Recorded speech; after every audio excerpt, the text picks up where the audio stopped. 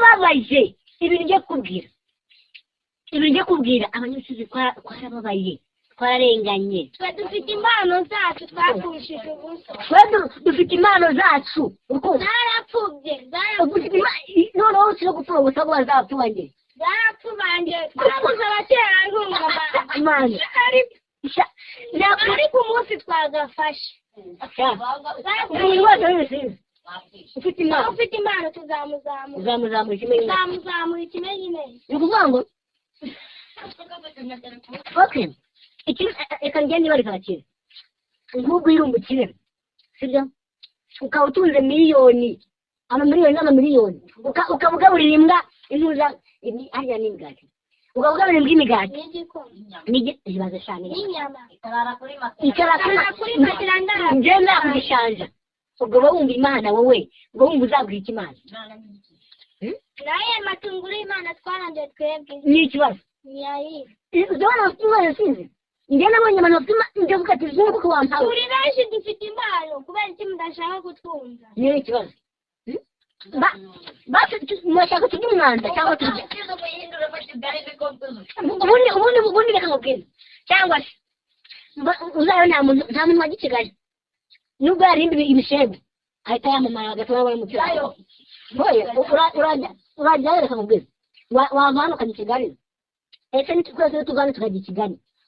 icyambere ni twitire nkagafata sinzamanuka kuko nzi ko ibisizi n'ubundi imiyaga zasura hasi ariko duhere mu karere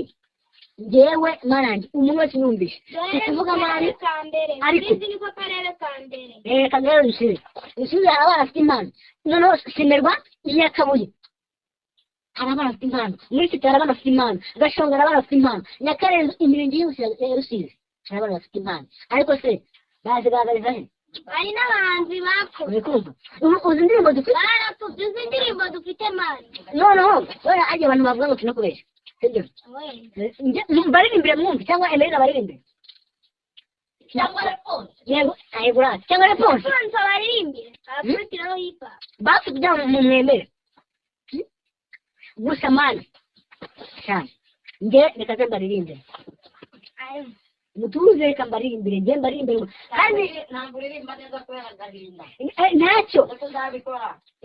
ariko jya kuri Sare TV promotion